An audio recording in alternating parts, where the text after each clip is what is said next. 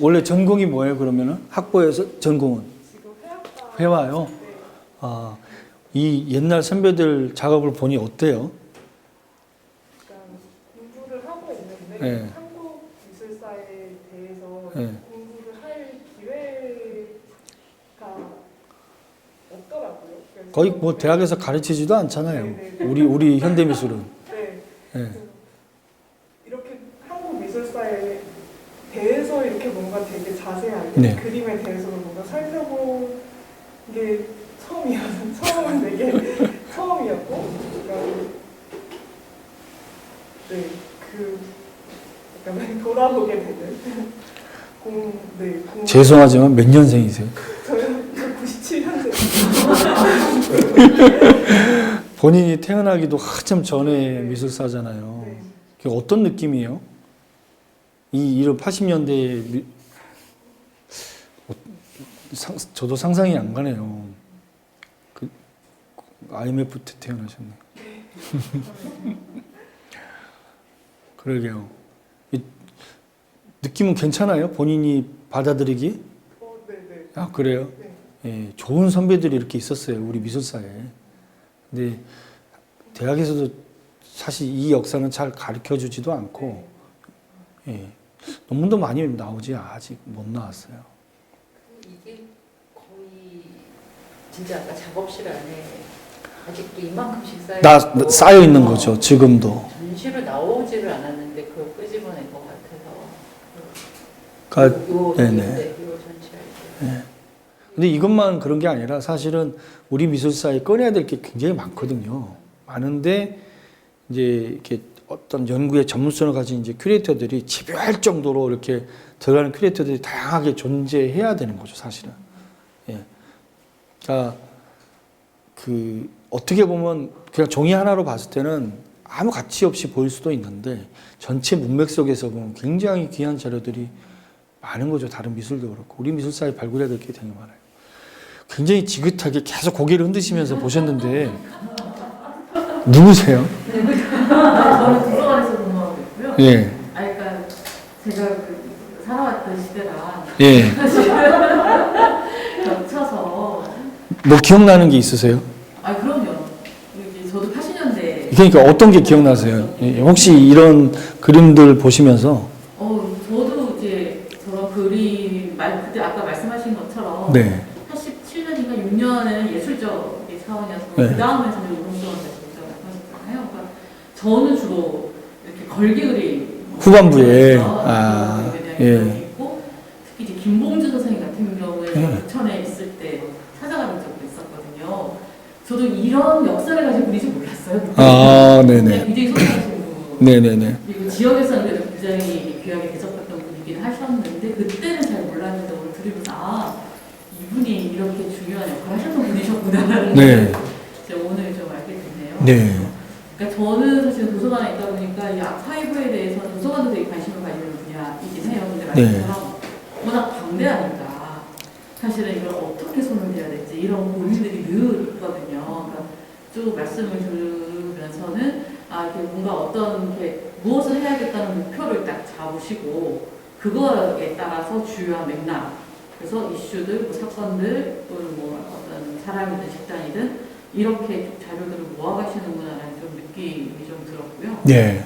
또 도서관에서도 아카이브에 대한 고민을 하면서 사실은 이게 워낙 방대하다 보니까 이런 거를 우리가 어느 범주까지 사실은 이거를 수집을 해야 되지. 그러니까 사실 방향은 무엇을 할 것인가를 잡은 다음에 가겠지만 그 범주 자체가 워낙 크다 보니까 사실 손들기가 되게 어렵거든요. 늘 어디까지 우리가 해야 되지라는 것에 대한 좀 고민이 있어서 선생님이 가지는 원칙이 있으실 것 같아요. 네. 그 범주라는 부분에 대해서 선생님이 가지는 그런 기준이나 원칙, 뭐 범위에 대한 나름의 기준이 있으시면 그게 좀 궁금하고요. 또 하나는 들으면서 이 학예 큐레이터 분들은 그러니까 하나하나의 자기 전문 분야를 좀 가지시겠구나라는 생각이 들기도 해요. 네. 실제로 그렇게 가는지도 좀 궁금합니다. 네. 그렇게 가는 게 좋을 것 같은데 네. 뭐 우리 후배님들 보면은 좋아하는 주제나 이런 거 있는 것 같아요. 그런데 이제 미술사로 접근하는 거에 대해서는 되게 이렇게 뭐랄까 어려워한다고 할까?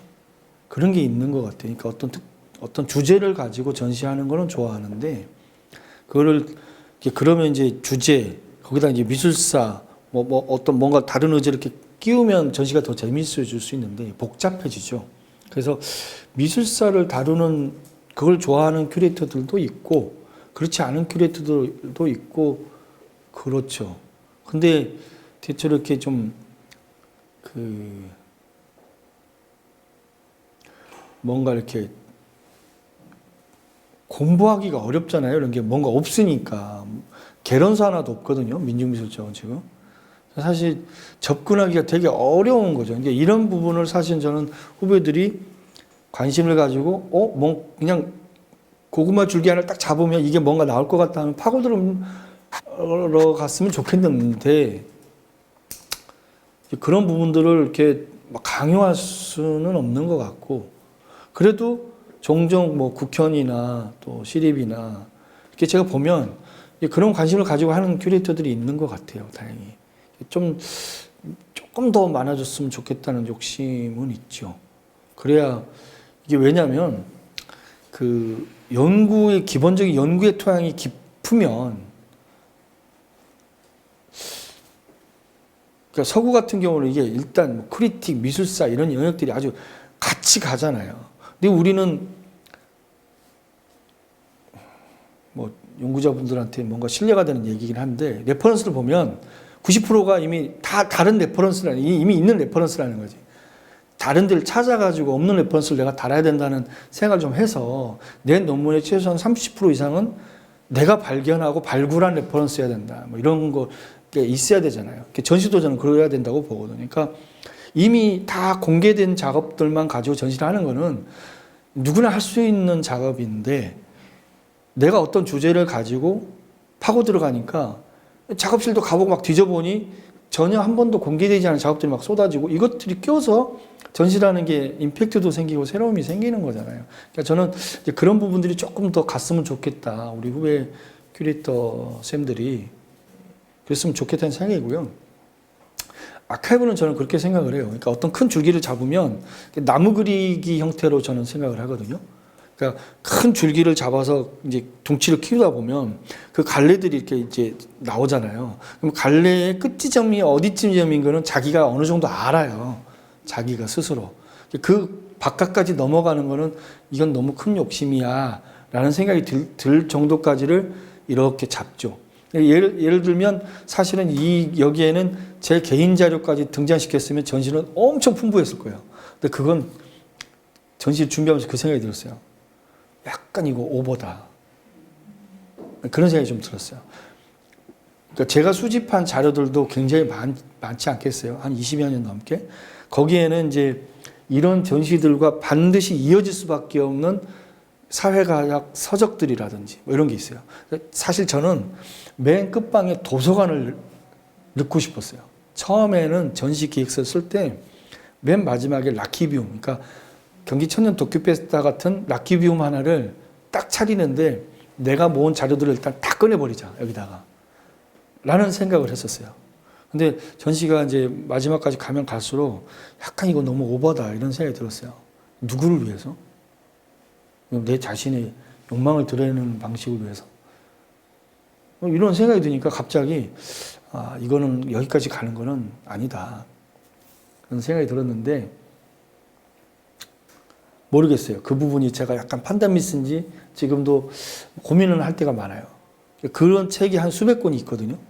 근데 그게 왜 중요하냐면 이런 전시에 실천문학이 폐간됐다 85년에 재창간이 되는데 거기에 주제가 도대체 민중이 뭐냐 이런 주제를 확 잡아가지고 막 그 민중미술 작품들을 이렇게 부록으로 막 껴서 막 책이 막 두께가 이래요.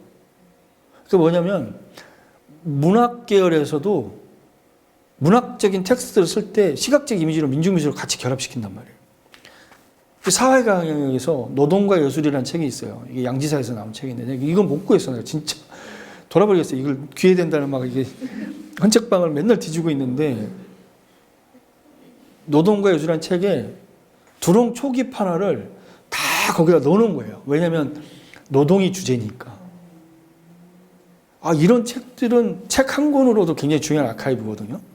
이게 그런 책들이 꽤 많아요. 그다음에 이제 창비의 어떤 책들, 어떤 책들이 있고, 그다음에 아까 제가 민중신앙 얘기를 했잖아요. 이게 아주 구체적인 거예요. 김봉준 선배 있잖아요. 김봉준 선배가 지금 요즘 뭐 하는 줄 아세요? 서남동 목사 기념사업회 전시하고 만들고 다니고 있어요. 민중미술과 영성이라는 주제로. 연세대학교에서 2018년 전시했어요. 서남동 목사 탄신 100주년 기념해서. 거기는 이제 서남동 목사라고 굉장히 밀접하게 연결해요. 서남동 목사, 허병선 목사, 꼬방동네 사람들이라고 빈민천 선교운동했던 허병선 목사 직접적으로 연관이 돼요. 그 다음에 안병문 목사는 독일에서 공부하고 왔는데, 이분이 이제 그 민중성이라는 게 뭐냐, 예수가 광야에서 돌아올 때 갈릴리 바닷가에 그 베드로 같은 사람들을 만나는데, 성경에서 이들을 오클로스라는 개념으로 얘기를 해요. 뭐냐면 예루살렘 안에 있는 제도권 안에 있는 사람들은 라오스예요. 그냥 일반적인 제도권 안에 있는 민중. 이 무리 바깥으로 밀려난 무리들이 있어요. 떠도는 민중들인 거예요. 이게 오클로스예요. 그러니까 안병문은 신학을 공부하고 한국에 와서 한국의 민중이 뭔가 이 고민이 휩싸여요. 그래서 70년대 중반에 오클로스라는 개념을 한국의 민중이라는 개념에 녹여넣어요. 무리 밖으로 밀려난 무리인 거예요. 무리가 될 수 없는 무리. 최근에 이제 목 없는 몫에 대한 이런 개념이 나오듯이 똑같이 그 개념을 가지고 설교를 많이 했고 강연도 많이 하고 함석헌 선생하고 투쟁도 하시고. 근데 홍성담, 광주의 홍성담 선배가 78년도에 폐병에 걸려가지고 한산촌이라고 요양원에 들어갔는데, 그 요양원 원장님하고 안병문 목사님은 고향이 같아. 그래서 한 달에 한 번씩 와서 강연을 하셨어요. 예수에 대한 강의를. 그거를 듣고 홍성담 뿅 가. 이거 뭐지? 이런 영향하에서 홍성담은 아예 예수전을 썼어요. 소설도 쓰시고 예수 14처를 민중미술 성격으로 예수 14처를 그리기도 하고, 카톨릭에서 하듯이. 홍성담은 카톨릭 계열이고요. 김봉준은 기독교 개신교 쪽이에요. 이들이 민중신학의 민중성을 가지고 와서 샤머니즘, 민속, 굿 이런 것과 그냥 다 짬뽕을 시켜버리는 거예요. 이거 굉장히 흥미로운 거거든요. 근데 이런 부분들도 놓고 싶죠. 저한테 안병문 목사의 설교지 그 책들이 다 남아있거든요. 제가 다 구했어요. 제 아버지가 목사거든요. 그래서 허병선 목사님 스스로 말하게 하라. 서남동 목사의 두 이야기 합류라는, 서남동 목사의 핵심은 두 이야기 합류예요. 성서의 그러니까 그 유대인들의 이 떠돌이 역사와 고난의 역사와 왜 한반도의 이 한국인들은 끊임없는 고난 속에 처해 있는가를, 그 성서사의 민중의 역사, 이걸 두 개를 합류시키는 작업을 서남동 목사가 해요. 이게 굉장히 중요한 키워드거든요. 그래서 김봉준의 현장 운동과 홍성담의 운동, 그러니까 전시장 미술을 했던 현발과 달리 현장으로 끊임없이 현장으로 들어가려고 했던 이들의 안에는 혁명적 정신도 있지만 그런 민중신앙이 가져가려고 했던 영성적 측면도 있는 거예요. 그래서 노동자들을 단순히 그런 노동자로 보지 않아요. 그러니까 이런 맥락에서 아까 그런 이제 십자가라든지 괴화라든지 이런 것들이 이제 딱 그런 것들이 책이 같이 이렇게 배치가 되면 기가 막히죠. 코드가 쫙 연결이 되니까 그리드가 완성이 되잖아요. 근데 이렇게까지 다 하기에는 저 혼자 이거 너무 방대한 일이 될 거라는 생각이 든 거예요. 그래서 개인적으로는 그만큼을 다 이렇게 제가 이제 아카이빙을 하지만 이제 전시를 만들 때는 약간 이제 조금 덜어서 한 그런 전시라고. 네. 이건 완전히 실무적인 질문. 네. 이 수많은 자료를 어떻게 보려면 전시를 돌려줬죠. 아니 이거 말고 실무 자료 말고 네. 데이터베이스라든가 네. 뭐 자료들이라든가 네. 어쨌든 마지막 네. 그 파일만 말고 원천 데이터들을 다시 또 디지털라이징 다 했죠. 계속 만들잖아요. 네. 그러니까 그거를 개인적으로 소장하는 게 아니라 뭐 미술관이나 네. 아니면 기관에서 예. 왜냐하면은 사실은 유럽 같은 경우에는 아카이빙 자체가 아까 얘기한 대로 독일 자체도 이게 체계적으로 되다 보니까 디지털라이징 된 네. 아카이빙 그 몰이 따로 있어요. 네, 네. 쇼룸, 그러니까 우리 흔히 얘기하는 전시룸은 아니고 그렇다고 해서 뭐 아무나 못 들어가는 건 아니니까 어쨌든 연구자들한테 그것이 제공되고 아까 얘기하듯이 뭐 몰라 그지? 근데 이게 강의 듣고 찾아보고 싶어 그럼 가서 볼 때가 필요한데 그거 자체가 굉장히 우리는 그 개방적이지가 않거든요. 네. 그래서 그걸 어떻게 구축할까? 왜냐하면 완전 저희는 사실은 실무적인 거에서 그게 필요한데 네. 미술관이나 뭐 이런 기관에서의 어떤 그 예산, 그다음에 이런 인력 가지고는 사실은 그게 불가능하기 때문에 저희도 저희 나름으로는 계속 요즘에 뭐 언택트 얘기하고 뭐 이렇게 동영상 따지만 이거는 하나의 일부 네네. 그냥 행사에 대한 거고 이거 말고 정말 원천 데이터와 우리가 고민했던 것들을 좀 만들어 놓고 싶기는 하거든요. 네. 저도 지금 외장하드가 여기 재단에 들어온 다음에 한 서너 개 됐어요. 벌써 이미 1테라, 2테라짜리도. 근데 이걸 이렇게 보관하는 게 맞나라는 생각도 저는 좀 많이 들거든요. 이제 그게 이제 마지막 화두 같은 거라고 생각을 해요. 그래서 일단 1차적으로는 같이 작업했던 친구들 있잖아요. 그러니까 사진 작업, 촬영했던, 디자인했던 일단 전체 하드를 하나를 일단 정리를 했고요. 그리고 일단 관장님하고 이걸 그 디지털 열람이 가능하게, 그러니까 온라인 열람이 가능하게까지 작업이 후속 작업이 계속 가야 된다라는 데는 이제 관장님이나 저나 동의를 하고 있고, 그리고 하드도 불안하기 때문에 일단 그 뭐 나스라고 하는 프로그램이 있더라고요. 그래서 일단 그거를 이렇게 폴더를 그쪽으로 이렇게 양분해서 보존하는 작업을 지금 진행하고 있고요. 그리고 그 실물 자료는 이제 작가분들에게 돌려드렸지만 예산을 내년에 좀 편성을 해서 중요한 이제 자료들은 어차피 우리가 전시를 했기 때문에 기증이나 구입을 하는 과정으로 해서 경기도미술관이 이제 벌써 15년 됐는데 사실 아카이브가 잘 안 돼 있어요. 그래서 그 경기 아트 아카이브라고 하는 작업을 본격적으로 간다. 이 그림까지는 이제 그려놓은 상태예요. 그러니까 몇 가지 이제 궁금한 그 실무적인 거에 대한 사실 그 보존도 있지만 저작권에 관한 것도 있어요. 네. 그러니까 이거는 정말 디테일하게 들어갈 수밖에 없는데 오늘 이제 만난 김에 그리고 보니까 지금 단수 이상이 거의 전문가고 그러니까 이런 기회가 굉장히 좋을 거라고 생각이 들고 사실은 저작권 관련해서 우리 모두가 고민을 하고 있는 거잖아요. 그리고 뭐 그게 이제 어떨 땐 성공적으로 좋은 작가를 그러니까 우리 흔히 얘기하는 베풀 수 있는 작가를 만나는 이게 굉장히 편하게 됐는데 거의 대부분 그렇지 않아요. 특히 나이가 젊으면 젊을수록 더 디테일하게 그걸 요구할 때가 많고 그 다음에 또 하나는 가장 이제 애매한 부분이 예를 들면 이거는 우리가 어떤 컨셉에 의해서 작가한테 의뢰를 한 거예요. 아까도 뭐 복원의 문제라든가 네, 네. 뭐 아니면 이진경 작가의 글씨라든가 네, 이런 네. 것들은 이건 작가의 것만이라고는 얘기할 수 없잖아요. 근데 거기에도 이제 그런 공동 저작권 말고도 이것을 어떻게 그러니까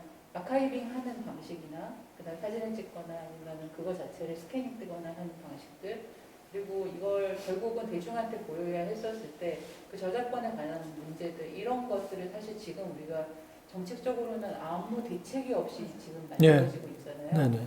점점점 이제 이런 시대가 오게 되는데 저 개인적으로는 사실은 제 것만 하기도 벅차니까 이런 논의를 할 수가 없지만 같이 이제 그런 생각들을 좀 경기도 미술관뿐만 아니라 우리는 조그만 데지만 여기도 아르코도 마찬가지고 또 북현도 마찬가지고 약간씩 그런 생각들이 이제 잡아져 가야 우리도 좀 거기서 약간 좀 숨을 쉴 수 있을 것 같아.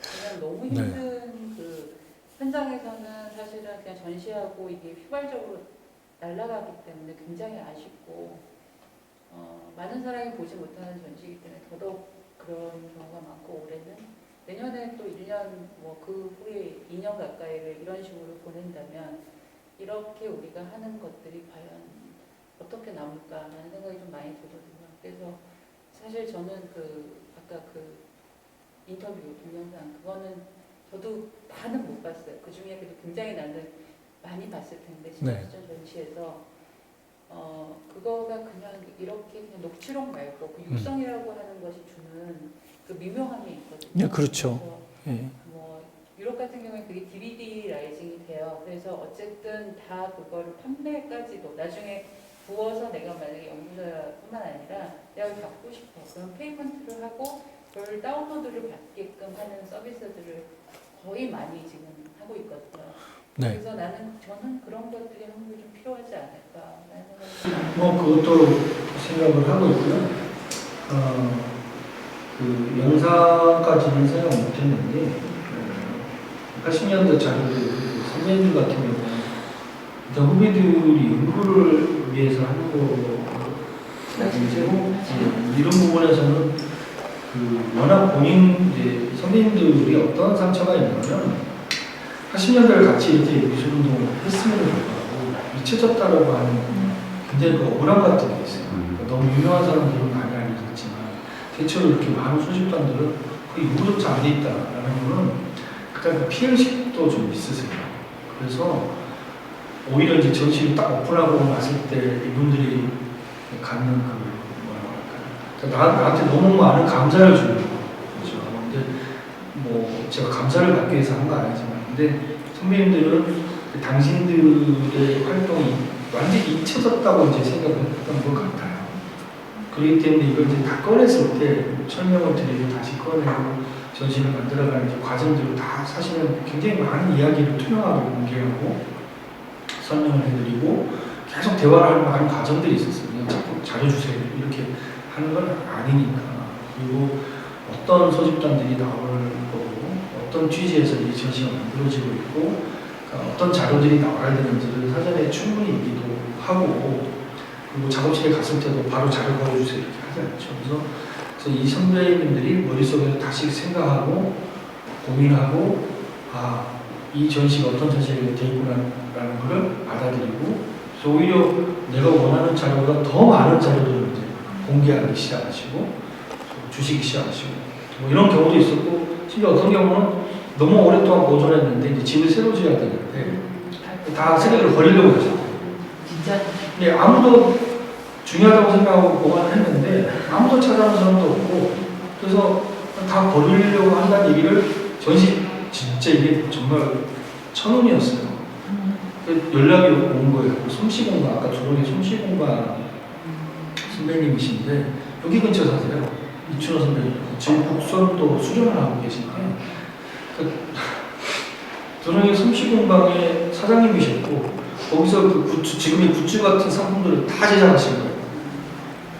가방, 샤츠, 하나 찍은 거, 그다음에 굉장히 다양한 것들을 제작했고 박스 이렇게 다 넣어놨는데 방 한 칸에 다 가보는데 공방을 문 닫으면서 귀하다고 생각해서 다 가지고 오셨는데 문 닫은 지 20몇 년이 되도록 아무도 보자고 사람도 없고 그러니까 지금 이제 이걸 헐고 새로 지어야 되는 거예요. 그래서 연락이 온 거예요. 전시 진행하고 그래서 바로 달려와서 보니 깜짝 놀랐어요. 이만한 자료들 그 80년대 이들이 만들었던 그 옷 같은 거 다 있는 거예요. 그래서 일단 제가 추수리겠다. 추수해서 전시할 거 전시하고 선생님 이렇게 하지 마시고 이제 거기 와달라면서 이걸 어떻게 처리하셔야 되는지를 자문을 계속 해드리고 했는데 다행히 공방에 함께 하셨던 그 공방의 일꾼들은 다 학생운동 학생회 출신 운동가들이 다 와서 알바를 한 거죠. 그 후배들 중에 일을 같이 했던 후배 중에 아카이브를 전문화하는 회사가를 설립해서 청와대 아카이브를 하시는 분이 계시더라고요. 대박이다. 대통령 기록물 이런 거를. 그래서 대박인 거죠. 그래서 바로 그 자리에서 선배님이 전화하고 저도 전화 받고 이러이런 상황이다. 알았다. 1차적으로 그러면 자기가 이거를 다 가져가서 분류하고 정리하겠다. 그러면 이제 제가 한시름 들었잖아요. 그럼 저는 전시할 것만 가져가서 분류하고 전시하고 돌려드리겠습니다. 그렇게 해서 이제 안 그러면 청구하신 기증이라도 하셔라. 이렇게 말씀을 드렸고 굉장히 그것 때문에 전시가 더 좋아졌죠. 이춘호 선배님 때문에. 그런 엽서 원본이 그냥 그대로 다 남았습니다. 얼마나 좋겠어요. 무슨 얘기를 하는 거죠? 아니 아니고 정책적인 이야기. 여기 그 조용히 앉아 계신 가운데 계신 카메라에 머리카락만 찍고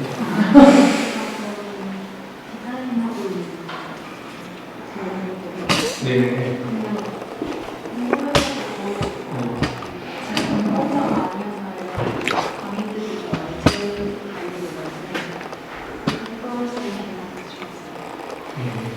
디자이너는 어느 쪽 디자이너? 오늘 디자이너는 어떠셨어요? 근데 청년 디자이너 포스터를 거절하셨다고 해서 제가 좀 떠올라봤어요. 그분의 감정이 돼가지고. 아, 글쎄요. 비교할 걸 그랬네. 그냥 빠꾸를 놓은 건 아니고, 3번을 제가 삼고초를 했어요. 그 삼고초를 하려고 하면, 첫 번째 얘기를 쭉 같이 했고, 시간을 받아보고, 또 가서 긴 얘기를 하고, 또 받아보고, 3번을 긴 얘기를 했는데도 그 틀을 못 잡더라고요. 자기 고집이 너무 강한 디자인이었어요. 자기 색깔을만 이렇게 딱 하려고 하고. 그래서, 이렇게까지 내가 일을 하다가는 전시 못 만들겠다는 생각이 좀 들었어요. 그 디자이너가 나쁜 디자이너는 아니에요. 다만, 자기가 해오던 스타일이 너무 뚜렷해서 전시를 해본 적이 없다고 얘기를 하더라고요. 마지막에 전시를 한 번도 해본 적이 없어서 그래서 한 달을 제가 그 작업을 같이 하다가 포기를 할 땐 제 마음을 어떻겠어요. 그래서 왜냐면 디자이너하고 그렇게까지 얘기를 했는데 안 나오면 포기를 해야 되는 거예요. 제가 그래야 저 다음 넘어갈 수 있으니까. 그래픽 디자인이 왜 중요하냐면 그걸로 이제 포스터, 엽서, 초대장 모든 것들은 이제 거기서 이제 파생되기 때문에 전시장 내부까지. 그래서 그 부분을 그래픽 디자인 전권을 잡아야 되는데 큐레이터하고 소통이 안 되기 시작하면 그게 좀 어려운 부분이 있더라고요. 그래서 저는 디자인 부분은 이렇게 전시 같은 경우는 사실 협업이라고 생각하거든요. 그러니까 물론 이제 그렇게 생각하지 않는 큐레이터도 있을 수 있는데 저는 이런 경우에는 서로가 협업자로 생각해요. 건축가도 협업자고 디자이너도 협업자고 여러 사람이 협업을 하는 건데 핵심이 뭐냐면 큐레이터라고 저는 생각해요. 영화 감독하고 비슷한 거예요. 큐레이터가 자기 철학 없이 대화를 계속하는 거예요. 편집도 안 돼요. 그러면 그렇지 않아요. 그러니까 그 큐레이터가 어떤 방향성을 가지고 같이 하면서 거기서 이 사람의 크리에이티브가 나오는 거라고 저는 생각을 하는 건데 그래서 개인적으로는 항상 건축가하고 협업을 할 때도 아까 저거 짜는 것도 굉장히 목수를 잘하는 사람이에요. 천원진 작가라고 그 작가하고 2년을 같이 작업을 했기 때문에 제가 어떤 방향으로 공간을 할 거고 포스터를 걸 거고 뭐 이런 얘기를 했는데 돈은 이거밖에 안 돼요. 그러면 그 안에서 자기가 자를 수 있는 안에서 해요. 나는 그런 사람들 편해 차라리. 나는 3천만 원 아니면 안 돼요. 못하시거든요. 여자는 빠듯한데 이 사람이 어떤 방식을 나한테 제안하면 생짜 베니아로 그냥 넘어갑시다. 그럼 생 베니아는 문제가 뭐냐면 전시장 안에서 냄새가 계속 나요. 눈이 막 매콤해요. 왜냐면 이 베니아에 들어있는 거 너무 심하다. 그럼 어떻게 해요? 내가 그걸 뻔히 알기 때문에 어떡할까요? 그 빠니식을 다 바릅시다. 그래가지고 알바생 5명이 붙어서 빠니식을 다 칠하는 거예요. 싼 재질로 쓴 만큼 알바비를 빼고 막 이런 식으로 해서 그 예산에 서로 이제 맞춰서 전시장은 이제 굉장히 거친 재료를 넣었지만 그 예산 안에서 가능하다고 하니까 그런 작업인데 대신 이제 이 친구의 작업은 디테일이 굉장히 좀 달라요. 1mm도 응답을 안 해요. 작업할 때. 작업실 가보면 정확하게 딱 제작을 해서 그래서 딱 2개를 만들어놓고 불러요. 사이즈대로 그냥 가요. 왜냐면 설계를 다 잡아서 넘겼는데 자기가 봤을 때 이게 맞나 싶은 거예요. 그래서 불러요. 나도 생각해보니까 너무 규모가 큰데? 설계도에서 딱 맞다고 생각했는데 막상 제작 하나는 큰 거 해놨는데 이거 가져오면 감당이 안 될 것 같아요. 그러니까 이런 것들도 작업을 해본 친구들이니까 같이 하게 되죠. 제 얘기가 너무 길어지고 있어서 가운데에 있어서 잘 안 보이시는 분. 네. 저는 대학원에서 현대미술을 공부하고 있고요. 예술학과 기반 프로젝트 기반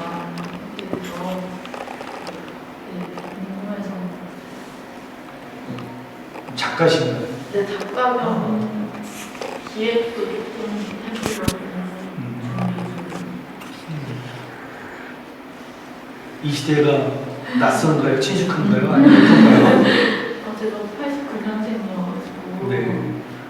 제가 태어났을 때의 이야기에서 나는 그 전에 네. 내용들이 있다 보니까 되게 새롭고 뭐 생소하긴 했는데 어렸을 때 걸개 그림 대회 나간 적 있었는데 저희가 그리던 그냥 그런 고등학교 때 그리던 그런 걸개랑 시비용 걸개 그림이랑 많이 다르다는 거를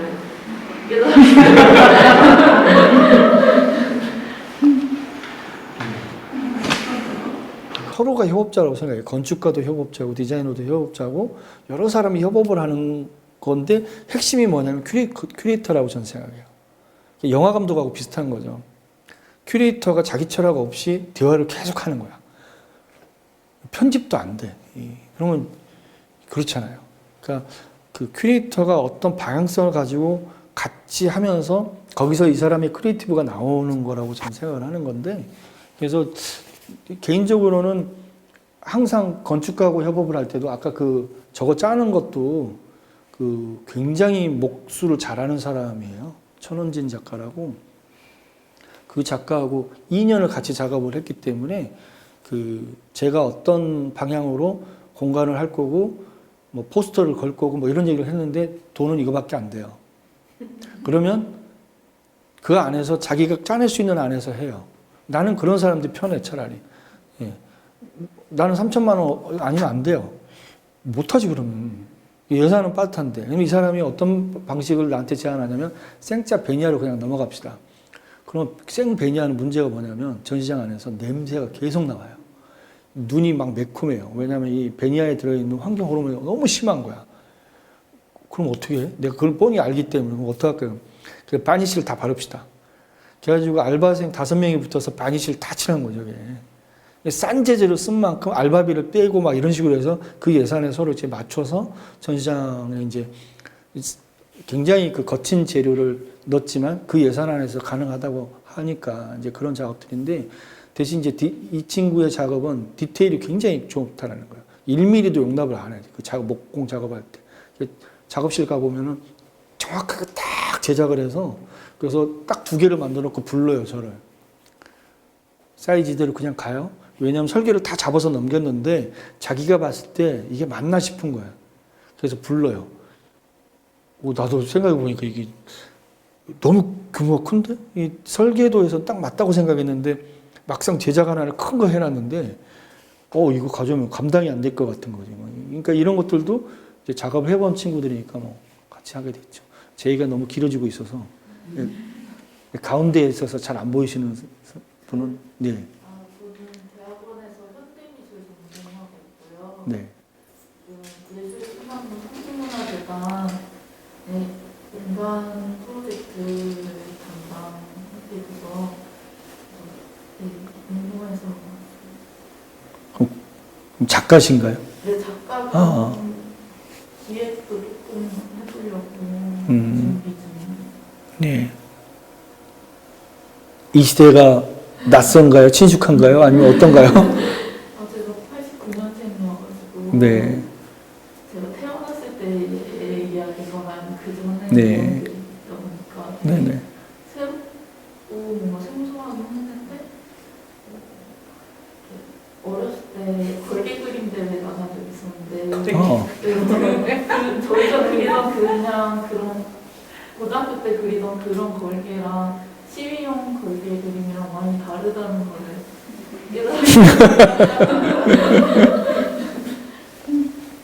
네. 걸개 그림이 몇 개밖에 안 가졌는데 사실 걸개 그림이 굉장히 다양하게 제작을 됐었어요. 그때 당시에는. 네. 네. 그래요. 여기 세 분이 남자분이신데 2명은 실무자 같고 들어오신 분이 부모 같은데. 되게 재미있는 공간인 것 같아요. 보통은 이렇게 조용히 왔다가 조용히 빠져나가는 게 저희 몸에 배어있는 그게 이렇게 뭔가 애둘러 앉아서 같이 이야기 나누고 네. 되게 재미있는 시간이었던 것 같고요. 기본 자기소개를 좀 해야 될 것 같은데 네. 기본적으로 이제 연구, 뭐 비평 이런 활동들을 몇 년 전까지 해오다가 전공은 영문학이고요. 그래서 문화사회연구소라고 하는 곳에서 동료들과 문화연구 활동을 좀 해왔고 네.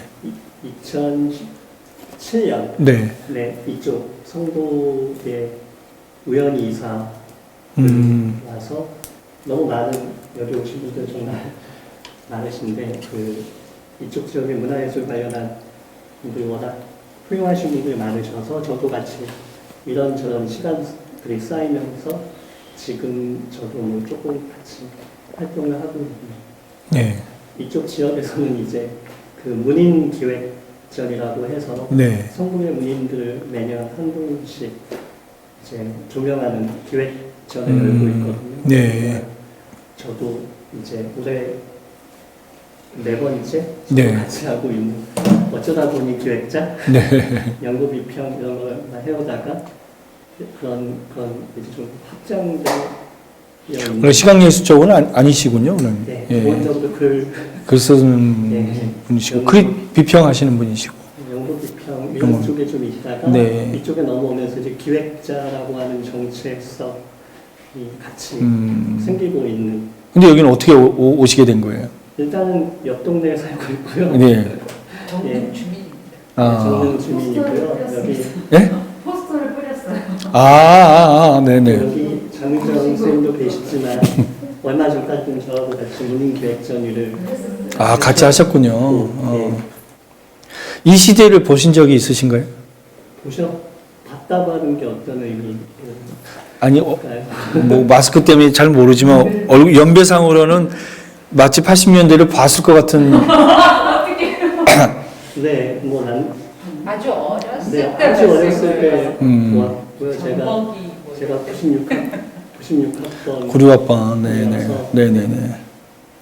사실 그 열기의 마지막이 96년쯤에 있었어요. 제가 알기로 홍대도 96년 무렵까지 뭔가 가고 있었던 걸로 제가 알고 있거든요.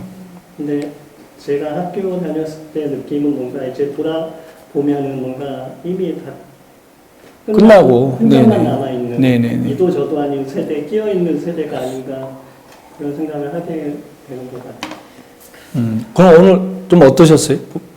이 선배님들의 활동에 대해서? 민중이라고 하는 민중미술이라고 하는 카테고리 안에서 이제 너무 전문가 선생님이 말씀을 해주셔서 되게 재미있게 들었고 저는 또 이제 학교에 있었을 때 디아스포라적 관점에서 네. 연구를 좀 해온 맥락이 있어서 오늘 얘기 중에 재미있었던 것들은 민중 신학이라고 네. 하는 관점들 저도 이제 뭐 거칠게 공부해온 거지만 사실 전태일의 죽음이라고 하는 것이 일종의 민중신학, 한국의 민중신학의 네. 일종의 첫 번째 응답이었던 네. 걸로 알고 있는데 네. 이제 정확하게 보셨어요. 네, 저는 이제 일본에 있는 자이니치 네. 커뮤니티들에 대한 관심도 좀 있어서 비슷한 시기에 네. 와세다 대학에서 네. 있었던 양정명이라고 하는 이제 자이니치 2세였죠. 그래서 분신 자살했던 사건이 이렇게 같이 오버랩되면서 민중한 말이 참 되게 많이 친숙하고 하지만 되게 굉장히 모호한 단어일 수 있겠다. 그래서 어떤 연구자들은 그런 아주 도발적인 질문, 흥미로운 질문을 던졌던 것 같거든요. 제조선에는 민주민가라고 하는 질문들을 계속 머릿속에서 맴돌았던 것 같아요. 예. 네. 제 짝꿍이었습니다. 아니 우리 임구현 선생은 도대체 왜 온 거야 오늘? 아니 김정길 선생님 이름이 있길래 무조건. 아니 내가 보고 싶었겠지. 아니야 선생님은 둘이서 만나서 이런 얘기를 하면은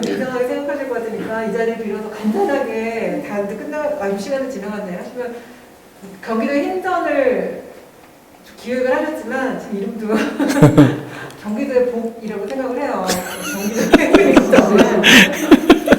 아니 그러니까 저는 항상 의외로운 게 선생님이 이제 한 사람이 하는 일이 이렇게 많은 뭐랄까 이게 컨텐츠를 쌓아가지고 이런 그 아카이브를 구축할 수 있구나. 근데 그게 이제 뭐 자료가 아니잖아요. 말씀하신 대로 그게 이제 어떤 관점들의 이 배치라고 하셨지만 어떤 컨텍스트, 엄청난 스토리텔링들 이 긴 시간에. 그래서 제가 사실 경기도 시리즈, 경기 1번부터 제 전시 운동을 그대로 쓰셨던 경기 1번부터 경기도의 힘 이런 것들을 쭉 보면서 선생님이 뭔가를 굉장히 긴 호흡으로 가고 있다는 생각은 하고 있었으나 경기 천년 그 전시를 보고 제가 경악을 했거든요. 아, 이렇게까지 큰 그림을 그리고 있을 줄은 몰랐다. 근데 그게 이제 그게 가능했던 거는 그게 선생님이 속한 지역과 시대에 대한 어떤 그런 자기 주체적 관점으로 자기로부터 출발했기 때문에 그게 열정을 쏟아부을 수 있는 동력이 되지 않았나라는 것. 그래서 제 자신을 되돌아보게 되었고요. 트렌드와 외적인 환경과 그런 요소에 흘러다니는 그런 반성을 하게 되었고, 그리고 그런 부분이 본인에서 출발을 했지만 확장되면서 결국은 후배들이나 이 다른 주변의 어떤 다른 연구자나 이런 동지들 어떤 그런 같은 뜻을 갖고 가는 다른 길을 또 가다가 이렇게 교차되는 지점에서 어딘가서 만났을 때 이분들한테 또 어떤 이정표가 돼서 더더욱 이렇게 확장시킬 수 있는 어떤 길을 또 열어주는 작업이라고 생각을 해서 너무 뜻깊다고 생각을 했고, 제가 이런 얘기를 우리 뭐 제가 부천했을 때나 뭐 아르코 있을 때나 직원들에게 늘 해요. 그래서 참조를 했으면 좋겠다라고 하는데 정작 김석일 선생님이 본인한테는 말씀을 못 드려가지고 이 자리를 빌어서 기록하고 계시다고 카메라에 담을 때 기억을 이렇게 말씀을 드리려고 하고요. 뭐 정말 경기도의 복이고 앞으로도 좋은 연구하시고 기획하시면서 좀 같은 길을 옆에서 이렇게 같이 걸어가면서 좀 저도 도움이 됐으면 좋겠고 많이 뭐랄까 더 많은 이야기를 나눴으면 좋겠다. 못한 게 너무 많아요. 경기도 1년밖에 제가 공부하지 않았기 때문에 항상 너무 자랑스럽게 생각하고 있습니다. 감사합니다. 갑자기 예. 이런 얘기 둘이 못하잖아.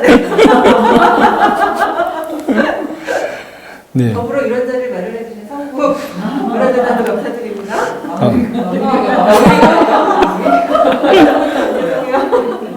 그래요. 혹시 마무리로 듣고 싶은 이야기가 있습니까? 네, 제가 이렇게 네, 네, 네, 네, 네, 선생님, 네, 네, 네, 네, 강영하 선생님이시죠?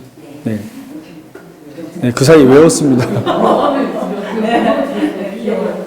아까 강의 설명하신 것 중에 그 맥락이나 관점의 배치에 대한 얘기가 예, 예. 그러니까 도서관에서 지금 고민하는 네, 네, 네. 사서들이 고민하는 부분 아, 예. 맞다 일단 아, 네, 네, 네, 네. 그리고 그 미술을 통해서 뭔가 운동을 약간 비정상적인 상황을 정상으로 하기 위한 활동이라고 저는 이해를 하거든요. 네. 그게 미술을 통해서 네, 네. 한다고 이제 이해를 하고 들었는데, 그렇다면 그게 80년대에 했고 80년대 이전에 60년대 후반부터 70년대 80년대로 예.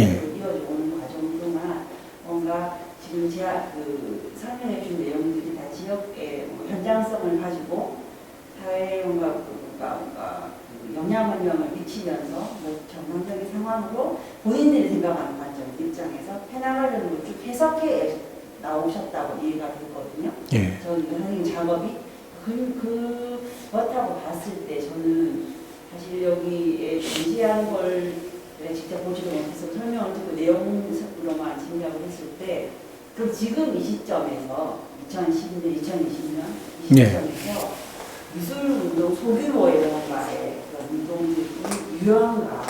네. 유효하다면 어떤 콘텐츠로 어떤 방향으로 가고 있는지에 대한 좀 저희보다 잘 아실 것 같아서 그게 궁금했어요. 네. 일단 80년대의 그런 활동이 현재에도 유효하냐고 물어보면 똑같은 내용은 아니더라고요. 네, 유효하다고 생각해요. 그 최근에 보니까 이제 소집단이란 말은 80년대 언어고 요즘에는 이제 그 콜라보하는 작가들이 되게 많아졌더라고요. 콜렉티브 작가들이라고 그러잖아요. 사실 제가 그때 그 이 전시장에서 최초의 콜렉티브 그룹이 이들이다라고 이제 그 전시 설명 가끔 할 때는 얘기를 했던 그룹이 시대정신이라는 그룹이 있었어요. 시대정신 기획위원회인데 두 사람이 했어요. 한 사람 이게 두 사람이 이렇게 그냥 기획위원이에요. 두 사람이 책도 내고 전시 만들고 주로 그런 일을 했어요. 무쿠지를 시대정신 무쿠지를 만들고 또 시대정신은 전시를 만들고 그 안에 이제 중요한 담론들 만화 담론이니 무슨 뭐 그 시대 굉장히 중요했던 이제 미술적 형식들이 탄생하는 거를 또 조직해서 좌담회를 꾸리고 그걸 책에다 넣고 뭐 이런 기획들을 많이 했는데 요즘 보니까 최근에 하는 이제 콜렉티브 그룹들이 대체 그렇잖아요. 예.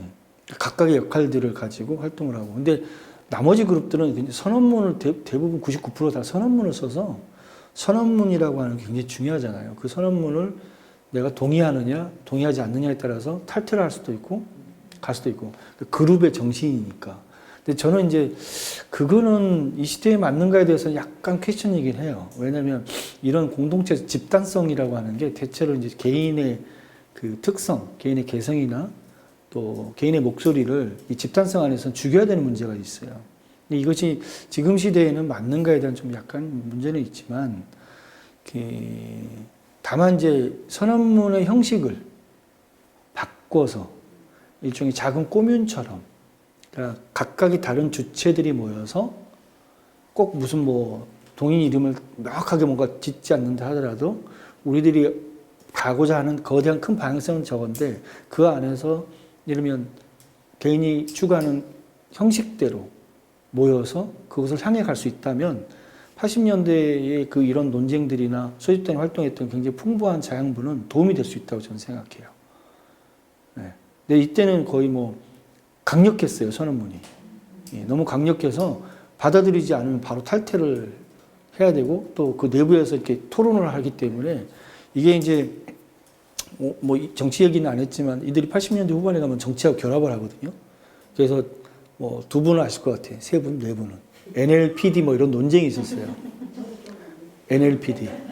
예. 한국 사회 구성체 논쟁이라고. 이게 지금 통합진보당이니 뭐 예전에 민노당이니 이런 그 정체성이 80년대부터 시작이 된 거잖아요. 그래서 NL이냐 PD냐. 근데 NLPD로 두 개로 좁혀져서 그렇지. 처음에는 3개, 6개 막 분화돼가지고 엄청난 논쟁을 펼칠 때 이 미술운동 소집단들도 각자 NL, 우리는 NL 지지, 여긴 PD 지지, 뭐 이런 식으로 해서 나중에 아주 그냥 치열하게 싸웠어요. 그러니까 나는 그렇게까지 갈 필요는 없다고 봐요, 지금. 21세기의 운동이 그렇게 가는 거는 바람직하지도 않고, 그때는 이제 군사정부 시절이었기 때문에 그걸 뒤집어야 된다고 하는 엄청난 그 스트레스 속에서 운동을 했던 시대고, 지금은 이제 다양한 생태, 여성, 뭐 여러 문제들이 있잖아요. 이제 그런 문제들로 다른 주체들이 다양한 목소리들을 가지고 모여주는 거는 저는 좋겠다. 근데 이제 그런 담론들이 사라진 게 좀 아쉬워요. 담론이 사라진 게. 그러니까 뭔가 충돌이 있어야 되고 이렇게 헐뜯고 이런 인신공격의 문제가 아니라 각자의 철학을 드러내놓고 충분하게 논의할 수 있는 장들, 그것을 담론화할 수 있는 언어들, 이런 것들이 좀 필요한 건데, 그러니까 뭐라고 할까? 그러니까 인간이 만들어낸 이런 그 의식, 그러니까 깊이 공부한 지적 의식의 체계로 담론을 쏟아낼 수 있는 이런 약간 풍부한 형태의 지식 담론이 사라졌다는 게 굉장히 큰 저는 문제라고 봐요. 왜냐하면 제가 80년대 자료들을 아까 아카이빙 한다고 그랬잖아요. 다 담론지예요. 엄청난 담론지예요. 그러니까 뭐 한길사에서 나온 뭐 사회사상, 뭐 보면 막 이 이론을 씹어대는 양식이 장난이 아니에요. 이게 그러니까 막 씹어 먹어요. 씹어 먹고 이거를 한국 사회에서 어떻게 볼 것인가에 대한 문제, 뭐 이런 거 굉장히, 그러니까 아까 뭐 민중얘기 했지만 민중이 도대체 누군가에 대해서 엄청난 담론들이 펼쳐지고 뭐 하거든요. 심지어 아까 민중신학 같은 경우도 2세대, 3세대들끼리 투쟁, 논쟁 뭐 어마어마했거든요. 근데 그런 담론이 싹 사라지고 그냥 유튜브만 있는 거죠. 이건 너무 허망해 좀. 물론 유튜브에도 좋은 콘텐츠가 있기는 하지만 이런 자리에서 굉장히 지적인 싸움을 좀 펼칠 필요가 있고 그렇잖아요. 근데 보면은 그 지적인 싸움에 항상 레퍼런스가 정신의 레퍼런스가 쫙 있잖아요. 뭐 프랑스에 가 있거나 대부분 80% 프랑스 같아. 부르드 얘기하면 안 될 것 같고. 네, 거의 90%예요. 이건 미친 나라예요. 무슨 지식의 레퍼런스에 다 프랑스가 있어. 이건 말도 안 되는 거예요. 그런 지식들을 씹어가지고 개똥 철학 같아도 자기 생각으로 토해낼 수 있는 토양으로서의 담론이 좀 필요하다는 생각이 들어요. 그러니까 아까 임근 선생님이 저를 본 건 그런 거예요. 아까 로컬 큐레이터, 김홍희 관장 때 제가 로컬 큐레이터로 선언을 했었어요. 혼났지 뭐. 김종기 씨는 글로벌이 필요해! 혼났죠. 눈물 쪽 뺐어요, 진짜. 근데 저는 제가 딱 미술 평론가로 등단을 딱 했을 때 제 스스로 선언한 게 뭐냐면 내 평론에서 고우나 고갱이 등장하지 않는다. 왜? 한 번도 본 적이 없어. 내가 실물을. 도판으로밖에 공부한 적이 없는 걸 내가 평론을 한다는 건 개인적으로 나는 그 리얼리스트로서 이거 불가하다. 한국에 들어온 전시는 비평할 수 있다. 뭐 퀸트 그라스니 뭐 호크니 써본 적은 없지만 어쨌든 한국에서 내가 실물을 보지 않는 이상 비평가가 텍스트 쓰지 않는다. 그렇다면 제가 보고 있는 미술의 99%는 한국 미술이고 동시대 미술이 내가 보고 있는. 그러면 이거에 전문가가 돼야 된다고 나는 생각을 한 거예요. 그리고 내가 발딛고 있는 게 그러니까 국가로 보면 국가도 하나의 지역이잖아요. 경기라고 하는 지역만 보는 건 아니죠, 사실은. 한반도라고 하는 데 안에서 쏟아지고 있는 한국 미술의 맞닥뜨린 거에 대한 크리틱은 내가 할 수 있는 만큼 해보자 라는 게 이제 개인적인 거였기 때문에 로컬 큐레이터를 지향했던 거예요. 저는 영어도 유창하지 못하고 또 외국 작가들을 심층적으로 제가 깊이 있게 들어갈 만큼 그들 사회 문화 이런 것들 제가 농락하지는 못해요. 그러니까 잘할 수 있는 건 한국 미술이라는 거죠. 그러니까 그 부분에서는 깊게 파고 들어가 보자 이런 이제 거죠. 하지만 이제 이론적으로는 뭐 이런 얘기가 너무 길어지고 있는데 큐레이터의 큐레이션이라고 하는 철학은 하지만 지식이기 때문에 방대해야 된다고 생각해요. 프랑스어라 공부해야죠. 뭐 저도 들리지 다 읽어요. 거기만 보지 말자는 거죠. 예를 들면 남아프리카엔 지식인이 없습니까? 뭐 태국엔 지식인이 없나요? 라오스에는, 베트남엔 지식인이 없나요? 그러니까 전 세계 지식인들이 접할 수 있는 건 다 접해보자는 게 제 관점이에요. 지식인들이 도대체 어떤 말을 하고 있는가? 인디언 지식인은 뭘 말하고 있고, 예를 들면 그렇잖아요. 뭐 오키나와엔 지식인이 없나요? 이런 거죠. 그러니까 제가 오히려 유럽이나 동아시아를 더 많이 다니는 이유는 더 잘할 수 있다고 생각하기 때문에 그렇거든요. 그래서 제가 보는 책이 굉장히 다양해요. 더군다나 뭐 신화의 역사의 무슨 뭐 아까 민중신학도 그냥 제가 이만큼 얘기를 했지만 거의 저는 민중신학을 공부한 걸로 치면 한 20년이 넘거든요. 제 가장 중요한 스승이 다성 류용모 선생이고 함석권 선생이신데 또 동학, 원효, 화담 뭐 이 제 연구예요. 지금 강의도 하고 있어요, 제가. 그거를 예. 어디서요? 여기 저 홍현숙 선생이 작업실에서 네? 15강 그때 만났잖아. 예, 작업실에서 나온 거예요. 지금 10강을 했고요. 선생님 개인전이. 예, 맞아요. 이분이 이제 막 허들을 막 찾고 있는데 저희 한 10강을 했고요. 이게 거의 그 하늘 천자를 두고 동서양을 다 꿰는 공부예요, 이게. 근데 저는 이제 그런 게 더 재미있고 공부를 많이 해온 거거든요.